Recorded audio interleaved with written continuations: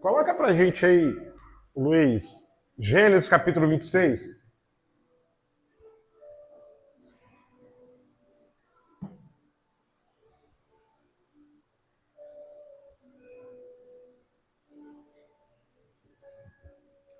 Na NVI mesmo, tá? Gênesis 26.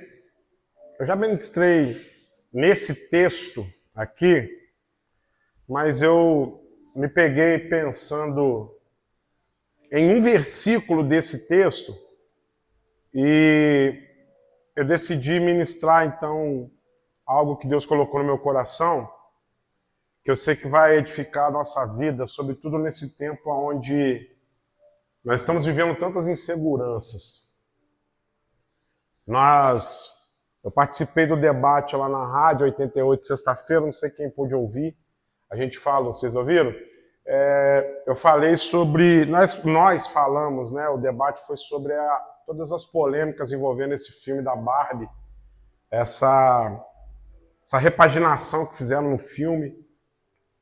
E toda essa intenção, né, dessa agenda progressista de mudar valores que foram internalizados em nós.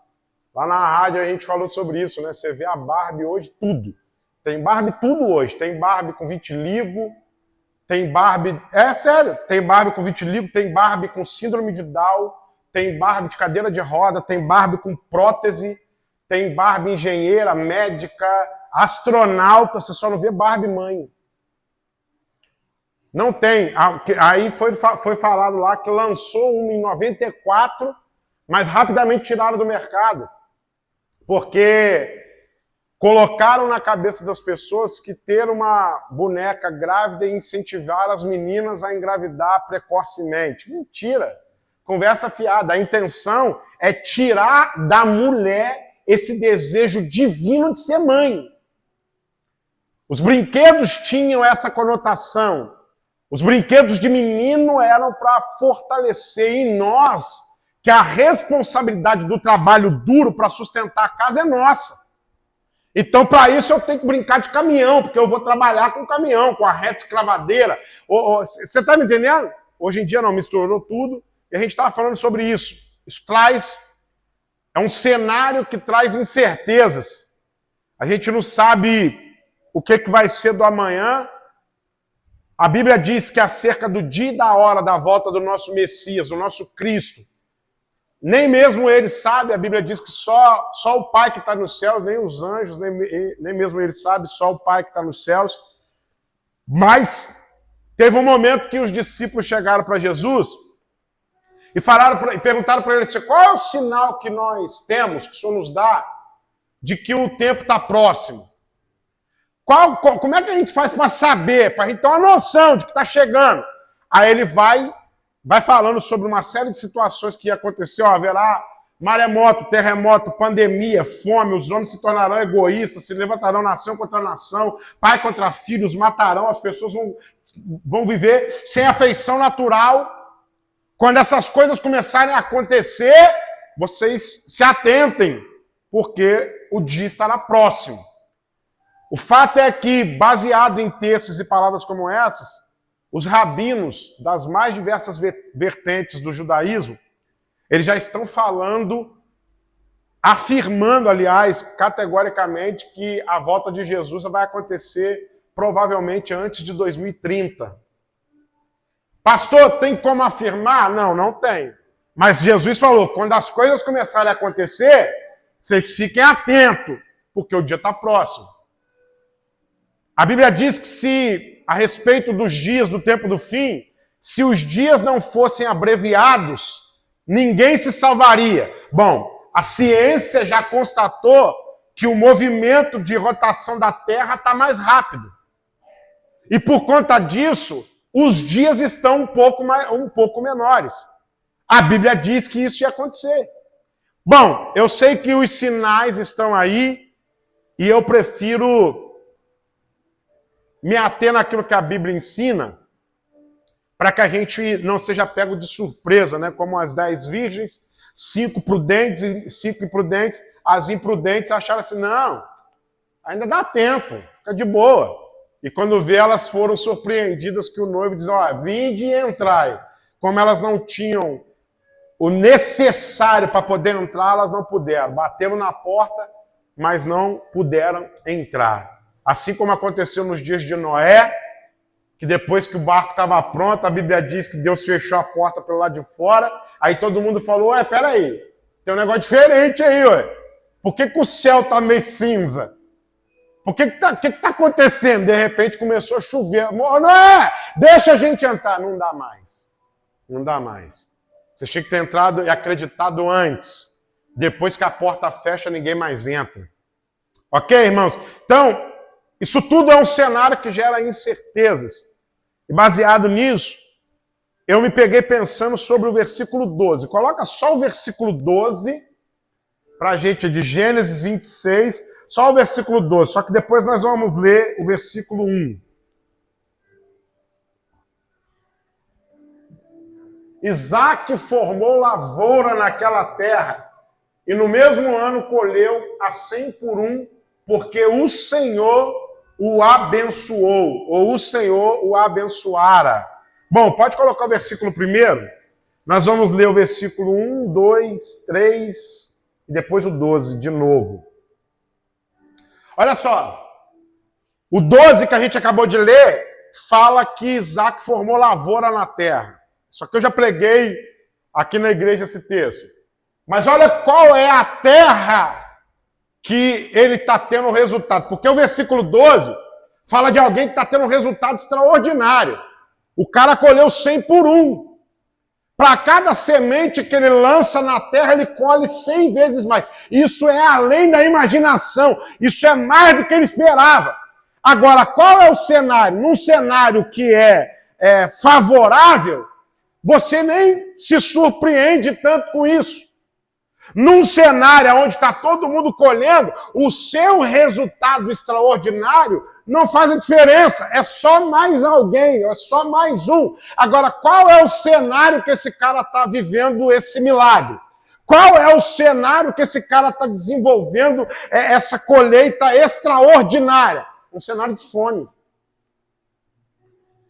É um cenário de escassez. É um cenário onde ninguém está colhendo. Então, pera lá. Essa colheita ela se torna extraordinária, milagrosa, fora do comum, atípica. Porque o cenário é um cenário que ninguém está colhendo. Houve fome naquela terra, como tinha acontecido no tempo de Abraão.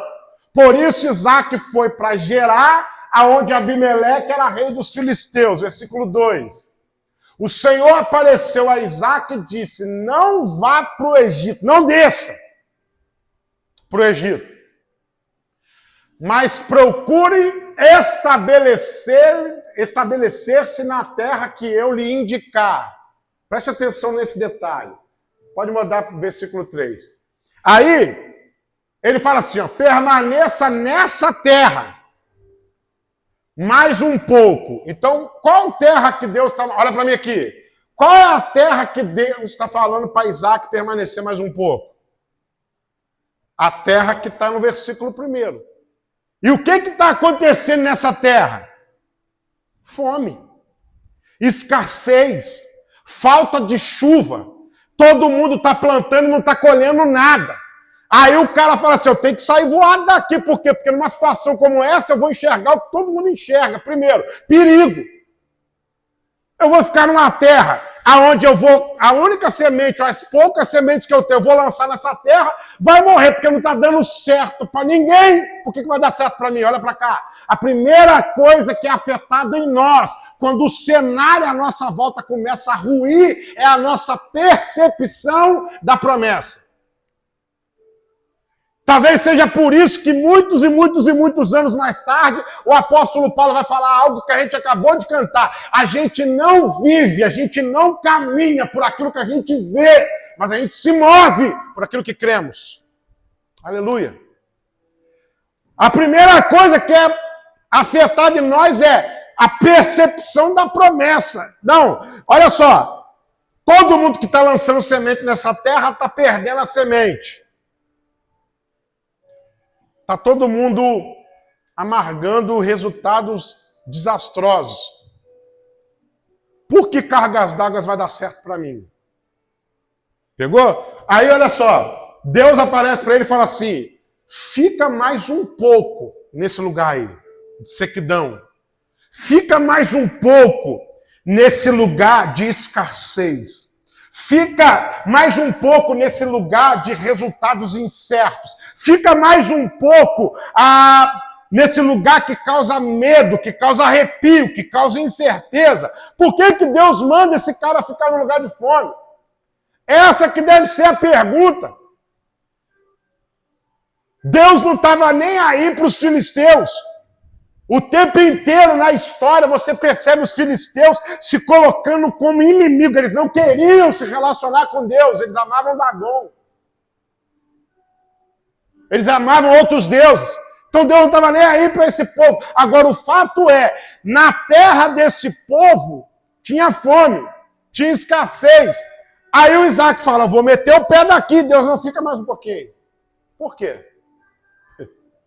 Era para Deus falar assim, eu vou tirar esse cara daí, vou mostrar para ele um lugar aonde ele vai prosperar e esse povo que se lasque. Esse povo que se exploda. Eles não querem ter relacionamento comigo, o problema é deles. Não vou obrigar. Aí Deus vai lá e faz o seguinte, fica mais um pouco. E aí depois desse fica mais um pouco, permaneça nessa terra mais um pouco, Deus diz para ele o seguinte, eu estarei com você e o abençoarei. A história de Isaac muda nesse momento. Isso começa a explicar para nós um pouco o que está sendo descrito no versículo 12.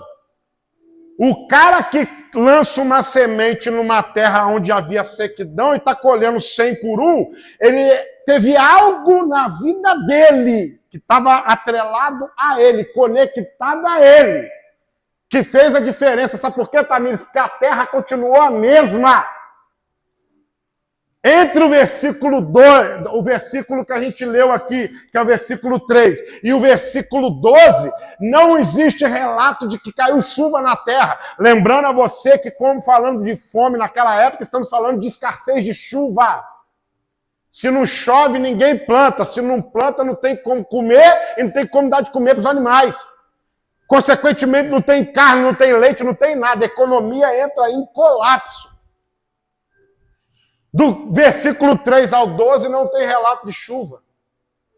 Agora, do versículo 3 ao 12, tem algo acontecendo, ou algo aconteceu, porque até esse momento, nem mesmo Isaac tinha conseguido sucesso. Por quê? Porque se ele tivesse tido sucesso, ele jamais ia querer ir embora.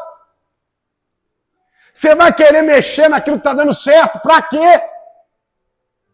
Até hoje impera entre nós essa máxima, time que está ganhando não se mexe, deixa do jeito que está. A Bíblia diz que houve fome na terra e ele quis ir para Gerar, ele quis ir para o Egito. Se ele tivesse tendo os resultados do versículo 12, aqui no versículo 1, 2 e 3, ele jamais ia querer sair daquele lugar. Está dando errado para todo mundo, para mim está dando certo, irmão. Posso fazer nada por vocês. Quantos estão me entendendo até aqui, diga amém? Então, até o versículo 3, Luiz, nem Isaac estava tendo sucesso naquela terra. E aí, como eu disse para você, quando o mundo à nossa volta começa a ruir, a primeira coisa que é afetada em nós é a nossa percepção da realidade. Primeira coisa que desperta em nós é o sentido natural de enxergar perigo naquilo que oferece perigo. Eu não vou ficar nessa terra porque eu vou morrer. Se eu tiver animal, vai secar, vai morrer. Eu não tenho como plantar, eu não vou ter como dar de alimento para esses animais. Eu preciso levar esses animais para algum lugar que tenha pasto. Ou para perto de um ribeiro de água. Que aí eu posso fazer, sei lá, criar um sistema de irrigação, molhar a terra. Que aí eu posso tentar fazer alguma coisa para nascer alguma coisa, mas pelo menos água para os bichos beber, vai ter. Para eu beber, vai ter. O que não dá é para ficar nesse lugar. O que não dá é para ficar parado. Olha para cá. Situações de perigo exigem de nós movimento. Diga comigo assim, movimento é vida. Movimento é vida. Você tem que sair fora, não tem como você ficar parado. Até esses filmes de sobrevivência, quando o negócio começa a pegar, a chapa começa a esquentar, é zumbi voando para tudo quanto é lado, coisa e tal. Quem entra em movimento, vai para a estrada, foge, só sobrevive. Os que ficam parados, se recusam a abandonar ou a mudar de realidade, acabam padecendo e perecendo. Vocês conseguem me entender? Bom, então o que acontece do versículo 3 para o versículo 12? Coloca o versículo 12 para nós, que é o que vai ser o cerne da nossa mensagem. O Isaac que queria fugir para Gerar. O Isaac queria ir para o Egito em busca. Por quê? Porque no Egito tem o rio Nilo, tem vários rios ali que irrigam aquela terra, e dizem que as planícies ali da região do Egito eram muito frondosas, eram muito férteis. Então todo mundo ia querer ir para lá. Porque indo para lá você vai ter a possibilidade de sobreviver, de tentar pelo menos. Pelo menos de sede não vai morrer. Agora, veja bem, o Isaac do versículo 1, 2 e 3 é o Isaac agora que está vivendo essa realidade aqui. Isaac formou lavoura naquela terra e no mesmo ano colheu 100 por 1, porque o Senhor o abençoou. Olha para mim, no mesmo ano, que no começo do ano, vamos pensar assim, esse cara eu tenho que ir embora, eu tenho que mudar de vida, não dá não, rapaz, o negócio tá feio demais, eu não sei o que eu vou fazer, os animais vão morrer, eu vou morrer também, eu não vou ter de onde tirar comida, o que eu vou fazer, ai, ó vidas, ó céu, o início do ano, esse cara agora tá finalizando o ano, colhendo 100 por 1 para cada semente que ele lançou para a terra. O que aconteceu? Volta no versículo 3, rapidinho. Depois você vai voltar ao 12 de novo. O que aconteceu? Eu vou te explicar o que aconteceu. Eu estarei com você e o abençoarei. E darei a você e seus descendentes todas as terras que confirmarei o juramento que fiz ao seu pai Abraão. Eu estarei com você. Primeira coisa, Deus entrou na história. Quando Deus entra na história, tudo muda. Diga comigo assim, quando Deus entra na história, o cenário muda. Ei, olha pra cá. Quando tudo estiver desmoronando, tá tudo ruindo, tá tudo indo por água abaixo, o que eu faço? Tento resolver na força do meu braço? Não, me aproximo de Deus. Qual que é o fator que começou a fazer a balança pesar favoravelmente para Isaac? Deus falou, eu estarei com você, eu vou estar perto. Nada à tua volta vai mudar, mas em você vai ser tudo diferente. Por quê? Porque eu vou estar contigo. O cenário à tua volta vai continuar exatamente o mesmo. Os seus resultados serão diferentes. Por quê? Porque a partir de hoje eu entro nessa situação contigo. Preste atenção. Eu estarei com você e o abençoar. Versículo 12, coloca de novo. Isaac formou lavoura naquela terra e no mesmo ano colheu 100 por 1, porque o Senhor, do versículo 3 para o versículo 12, o que aconteceu? Deus cumpriu a promessa. No versículo 3, Deus fala, vou estar com você e vou te abençoar. No versículo 12, o cara está colhendo o resultado de ter recebido a bênção. Sabe por quê? Porque aquilo que Deus promete, Ele sempre cumpre. E quando Deus decide cumprir aquilo que prometeu, os resultados acontecem independente do cenário, independente das circunstâncias. Isso é para mostrar para mim e para você que não é o solo, o governo, as circunstâncias, as palavras de maldição, a inveja que determina nada acerca dos nossos resultados, mas a palavra que carregamos é que muda tudo. Ele falou que vai fazer. Isso basta. Vou estar contigo e vou te abençoar. Mas o cenário à minha volta continua o mesmo. Os resultados não serão mais. O cenário à minha volta continua o mesmo. Mas os resultados não serão mais os mesmos. Por quê? Porque Deus está comigo, primeiro. Segundo, porque eu estou caminhando debaixo da bênção do Senhor. Quem caminha debaixo da bênção do Senhor tem resultados diferentes dos demais. Por que eu estou pregando isso hoje? Porque é incrível o poder que os momentos têm de alterar a nossa percepção acerca da promessa. Tudo que Isaac precisava era de uma palavra. Era de uma promessa. Se você não tem a promessa, você vai ser levado pelas circunstâncias. Se você tem uma promessa, você precisa ser guiado e se mover crendo nessa promessa. É aí que está a diferença. Paulo falou isso de maneira incisiva. Nós não nos movemos por aquilo que vemos. A gente caminha, a gente anda pela fé que carregamos. É a fé. Qual que é o fator de diferença? Fé. O que vai fazer eu atingir os resultados extraordinários? A fé. Me aproximar de Deus. Sabe o que mais acontece? Na hora que a situação começa a ruir, que o problema começa a acontecer, a primeira coisa que a pessoa faz, se afasta de Deus e abandona a fé. Aí entra em bancarrota. É só declínio. Por quê? Porque abandonou os principais fatores que podem fazer a diferença, que podem pesar favoravelmente na balança da vida. Bom, o que muda? O que muda é que o solo continua o mesmo. Se você olhar os versículos anteriores, você vai ver a Bíblia dizendo que os filisteus tinham inveja. Se eu não me engano, é o versículo 11. Coloca o versículo 11 aí.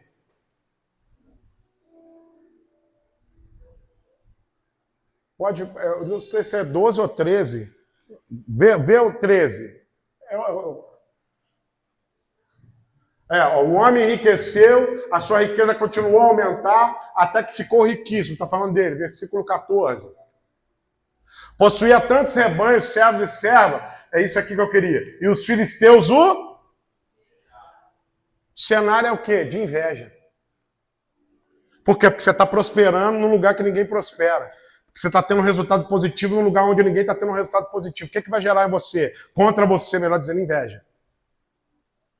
Inveja causa perseguição. Inveja é combustível para calúnia, para difamação. Começaram a invejar por quê? Porque o camarada se aproximou de Deus. Os resultados de Isaac é porque Deus estava com ele. É porque ele estava caminhando debaixo da bênção. Então podem invejar, podem fazer o que quiser. Aí tira o cara daqui, manda o cara para outro lugar. Chega no lugar, o cara cava um poço, vão lá, entulha o poço do cara. Ele cava outro, acha água de novo, vão lá, entulha. Ele vai lá, cava outro, acha água de novo, porque eles não entenderam que não era uma técnica especial que Isaac descobriu. Isaac estava caminhando debaixo da bênção de Deus. Sabe o que eu e você precisamos? É caminhar debaixo da bênção do Senhor. A gente falava isso lá na rádio, no debate, falando sobre isso. Como é que a gente faz? Por que isso causou tanta insegurança no meio cristão? Tanto cristão falando, não deixa o seu filho assistir o filme da Barbie, porque não sei o que não pode assistir, e coisa e tal. Por que isso gerou tanta insegurança no ambiente gospel? Sabe por quê? Porque as pessoas não estão mais firmadas na palavra da verdade. Elas não têm mais convicção daquilo que é o motivo da sua fé. E aí qualquer argumento balança. Qualquer argumento cria dúvida. Eu não deixei e não vou deixar minha filha assistir, não é por causa nem da questão de demônios ou coisas da parte espiritual, é por causa da agenda progressista do filme. Por causa dessa nojeira de tentar empurrar na cabeça das crianças homossexualidade, a ideologia de gênero, pautas que são de esquerda como aborto e coisas mais. Não quero que minha filha aprenda e absorva isso como algo normal. Nós temos a responsabilidade de ensinar para as nossas crianças que isso está errado. Para na hora que as nossas crianças tiverem contato com isso, eles possam falar assim, isso aí pode estar normal para todo mundo, mas a Bíblia diz que isso está errado. Então não serve para mim, eu não quero. Você está ensinando seu filho a se defender? Ou seu filho vai ser, ou filha, vai sumaria, vai com as outras? Vai ser um Maria vai com as outras que com medo de gente se afastar. Eu não estou nem aí, irmão. Eu já disse, eu prego para minha família. Pode ir embora todo mundo, mas se for para pregar mentira da minha boca, você não vai ouvir. Não vai. Eu não vou pregar isso. Eu não vou corromper aquilo que eu recebi da palavra de Deus para ensinar por medo de pessoas irem embora. Não vou, irmão. Vai chegar o momento que Deus vai mostrar quem é e quem não é. E esses que viraram as costas, eles vão ter que se arrepender e falar, eu abandonei o cara que pregava a verdade, vim aqui ouvir um cara que só me ilude, que só prega mentira, porque eu sou arrogante, prepotente e não quis reconhecer. Mas aí é ele com Deus, já não tem mais nada com isso. Minha mão não vai ser cobrado o sangue de ninguém. Não vai. Porque eu tenho convicção do que eu estou pregando. Então o fato é, eu não quero que minha filha tenha contato com essa agenda imunda, que não traz edificação para ninguém, que só corrompe valores. Aí você vai ver como que a Barbie é retratada. Sempre que ela está dirigindo um carrão, é ela que está dirigindo quem está do lado. Quem dirige está no controle. Existem mensagens sendo passadas ali. Barbie é a personificação do espírito da mulher empoderada, que não tem nada a ver com a mulher bíblica. Que não tem nada a ver com a mulher das Escrituras. É a mulher empoderadona, que ela manda, que ela faz. Ela não precisa do marido, ela não precisa de macho, ela não precisa, sabe, de ter um provedor, um protetor, porque agora ela é tudo. E aí você vê o Ken, um cara afeminado, cara que não quer responsabilidade com família, que fica de birrinha, e ela que assume o controle de tudo. Isso não é um padrão bíblico que Deus estabeleceu. A Bíblia diz que é para a mulher ser submissa ao seu marido, tendo em vista que ele é o cabeça da casa, da família, como Cristo é o cabeça da igreja. E para o homem, ele vai lá e arrocha, ele fala assim, e você, ô cidadão, ama a tua mulher e entrega a tua vida por ela, como Cristo entregou para a igreja. Eu não vejo Cristo mandar a mulher entregar a vida pelo marido, mas eu vejo ele mandando o marido entregar a vida pela mulher, e tem mulher que ainda reclama.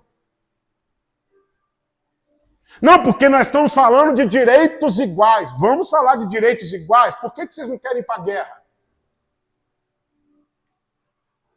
Por que as mulheres não querem ir para a guerra? Pensa comigo. Por que as mulheres não querem trabalhar nas minas de carvão? Por que as mulheres não querem trabalhar na coqueria da CSN? Ué, mas não quer direito igual, gente.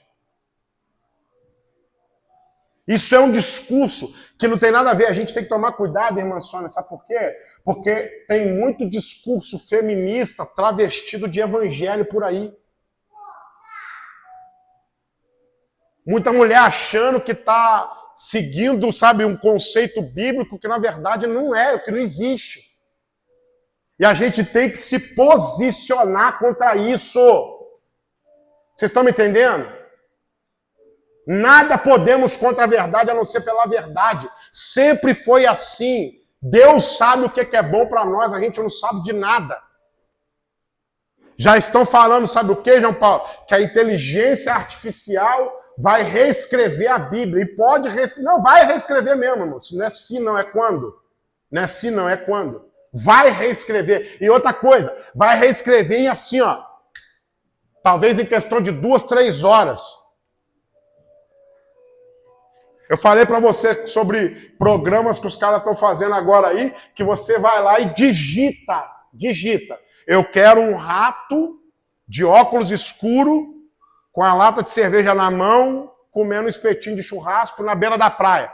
Só de você digitar, a inteligência artificial vai lá e cria a imagem para você. Olha que loucura isso. Aí criaram agora, descobriram agora, João Paulo, você que gosta dessa parte de moda, colocar lá uma influenciadora, eu esqueci de onde que ela é. Uma das mais influentes agora é colocar a menina, sabe, em paisagens deslumbrantes, cada lugar maravilhoso, coisa tal, um monte de gente seguindo, meu Deus, e ela só com o carrão, e ela só... Aí depois foram descobrir, sabe o quê? ela foi criada pela inteligência artificial, ela não existe. Não é um ser humano. Você consegue entender o que está acontecendo? Vão reescrever a Bíblia e vão arrancar as Bíblias que hoje existem aí. Quem tem um exemplar igual a gente tem em casa, amém. Mas as nossas crianças, talvez daqui 10, 15 anos, não vão ter mais acesso para comprar ou para baixar num aplicativo uma Bíblia como a gente tem agora. E nessa Bíblia reescrita pela inteligência artificial, não existe condenação de pecado.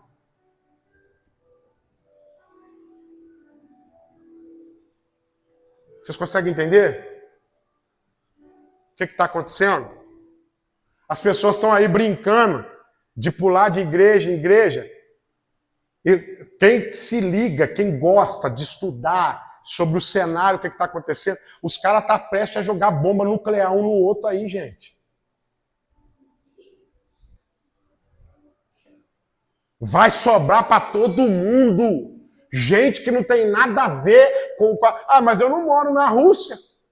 Eu não moro na Ucrânia, mas o vento fica só lá, né? Na hora que estourar a bomba nuclear e começar a voar para um lado, para o outro, esse negócio aí, o próprio vento se encarrega de trazer essa poeira tóxica e vai acabar com todo mundo, vai todo mundo sofrer com esse negócio. E as pessoas começam, não, mas isso também não é assim, não. Isso é teoria da conspiração. Vai achando que isso é teoria da conspiração. E o que a gente está fazendo? O mundo está caminhando para um colapso. E muitos estão dormindo. E não desenvolvendo uma espiritualidade que agrada a Deus. Feche teus olhos um pouco.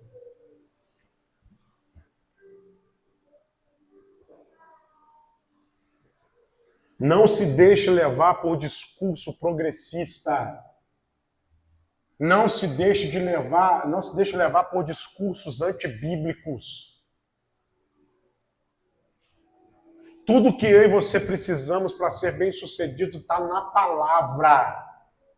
É por isso que Paulo fala para Timóteo, 2 Timóteo capítulo 4, prega a palavra a tempo e fora de tempo, prega só a palavra, porque a palavra cura, a palavra viva, a palavra liberta, a palavra transforma, a palavra mostra o caminho, a palavra edifica, a palavra livra do inferno, a palavra é tudo que você precisa, ela alimenta, ela muda a tua vida. O que eu preciso? Da palavra.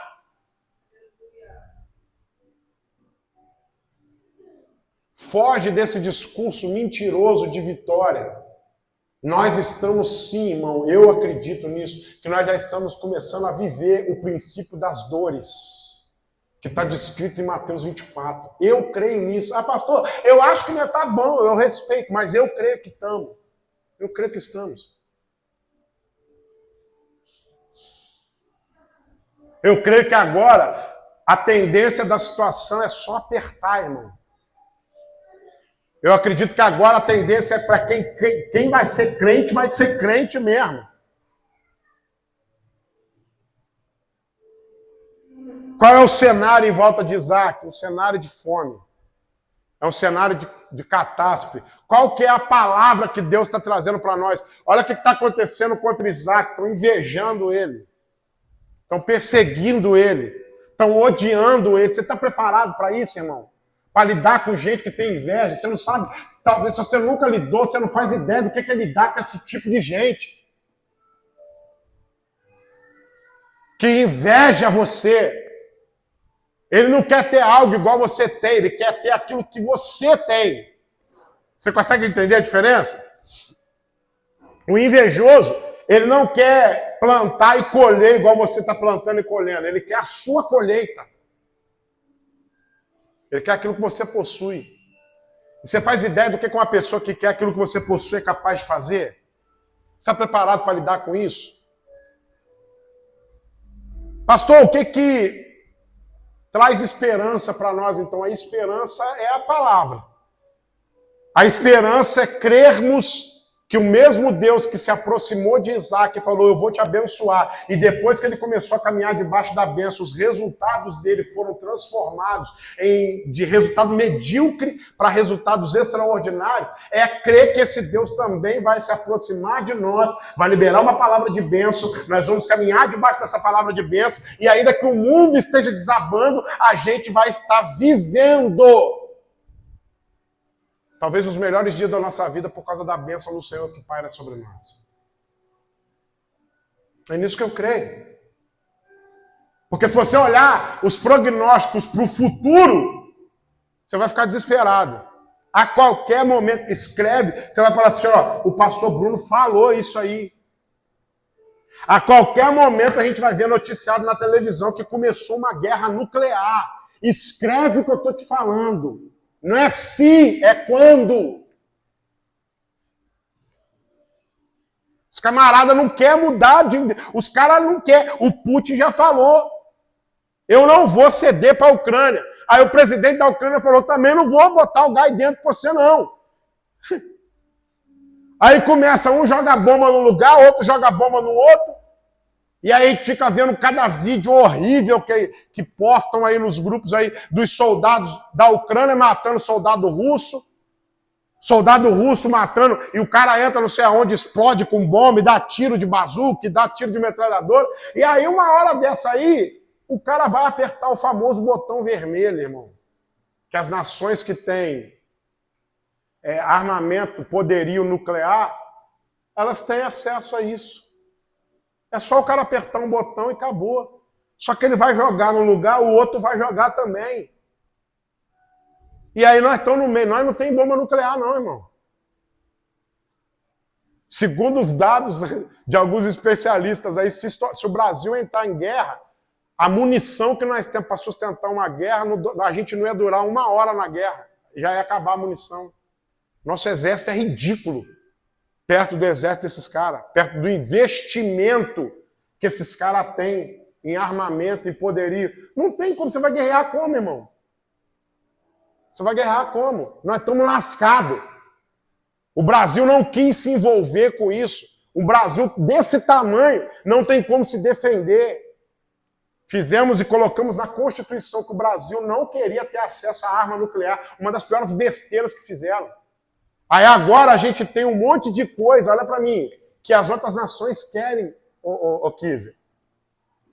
As outras nações acabaram, destruíram com as florestas deles, e agora quer ensinar a gente como é que cuida da Amazônia? Na hora que um cara desse falar assim, ó, eu quero a água que está na Amazônia. Não vai dar, não vai dar, eu explodo, vocês tudo aí. E aí? Pegou? Porque na lei da selva é assim, irmão, quem tem a boca maior vence. O que a gente tem que fazer? A gente tem que orar, irmão. A gente tem que orar. E clamar ao Senhor para ter misericórdia da nossa vida, da nossa nação. Clamar para Deus ter misericórdia das nossas crianças, dos nossos filhos.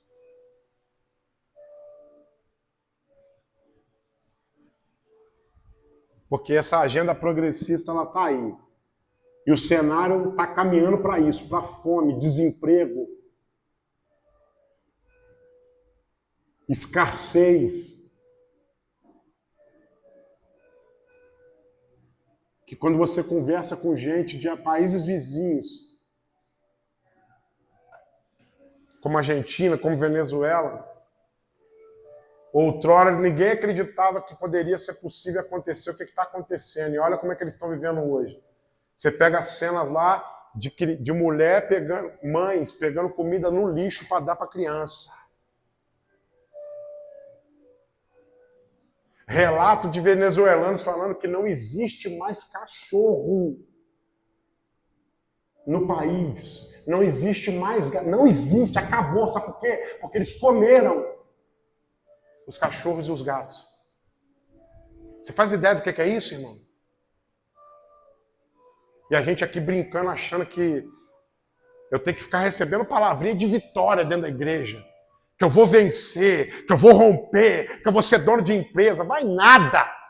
Vai nada.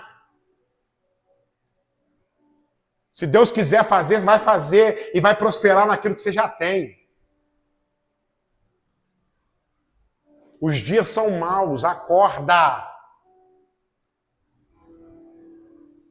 Feche teus olhos.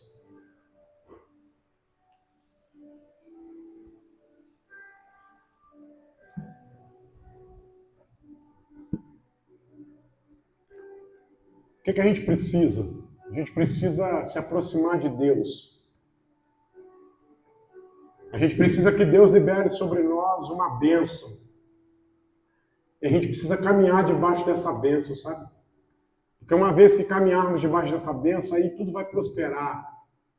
Vai começar a aparecer carro lá, sei lá, você vai ver, gente, não dá não, vai ter que marcar horário, porque não tá dando. Aí o João Paulo vai começar a bater foto, fazer evento, para tudo quanto é lado. Aí a Kisa não vai ter como atender todo mundo que tá procurando ela para ser atendido por ela. E aí a Tamires também é a mesma coisa. E a gente vai ver algo sobrenatural acontecendo. Mas o que esse povo tem? Não sei explicar. Eu sei que eles estão caminhando debaixo de uma atmosfera diferente. Essa atmosfera tem nome. Eles estão caminhando debaixo da bênção de Deus. É só isso. O que a gente precisa? Grudar em Deus, irmão. Juntar nele. Ir pro colo do Pai. Para que Deus libere a bênção. Tudo que nós precisamos. Quando você for orar, ore só assim, Deus, libera a sua bênção sobre a minha vida. A bênção que o Senhor liberou sobre Isaac, faz vir sobre mim, Pai. Faz mais uma vez. Que aí eu sei que não vai faltar nada para mim, que eu vou ter resultados. Consegue entender? Vamos orar? Pai, obrigado pela tua palavra. Obrigado pelo ensinamento que recebemos nessa noite. Obrigado pelo entendimento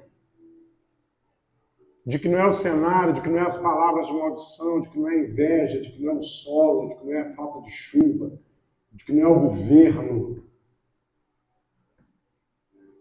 mas é a tua presença, Pai. E é a tua bênção que faz toda a diferença e nos faz atingir os resultados extraordinários. Libera sobre nós a tua bênção, Pai. Faz de novo, faz outra vez. Traz a tua bênção sobre nós. E eu sei que isso vai nos levar aos resultados extraordinários. Não nos deixa ser enganados, ó Pai, por gente arrogante, prepotente, gananciosa, que só faz o teu povo negócio. Afasta essa gente de nós. Esse tipo de mensagem diluída, corrompida, contaminada, mentirosa da nossa vida. Tira, Pai. Não nos deixa ser influenciado, não nos deixa querer ser influenciado por estas coisas. É a tua palavra, Pai, que é o suficiente, é a tua palavra que vai nos conduzir, Pai, a viver um novo tempo. É só a tua palavra e mais nada, mais nada.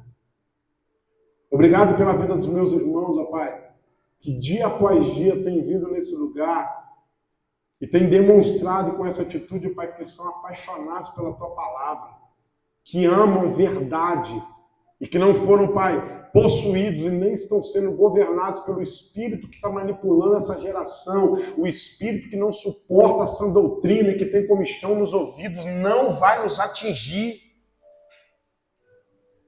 não vai nos arrebatar. O espírito que leva pessoas a se voltar para as fábulas, faz elas preferirem ouvir mentira que agrada aos ouvidos que verdade que confronta e coloca na rota da mudança. Obrigado, Pai, pela comunidade Cenáculo, pela vida de cada discípulo e discípula. Que o Senhor possa continuar abençoando a cada um de nós. Queremos nos aproximar a cada dia mais de Ti. E mais uma vez pedimos como igreja, libera sobre nós a Tua bênção, como o Senhor liberou sobre a vida de Isaac. E eu sei, Pai, que os resultados naturalmente acontecerão para a glória do Teu santo nome. Amém? Amém? Fica de pé.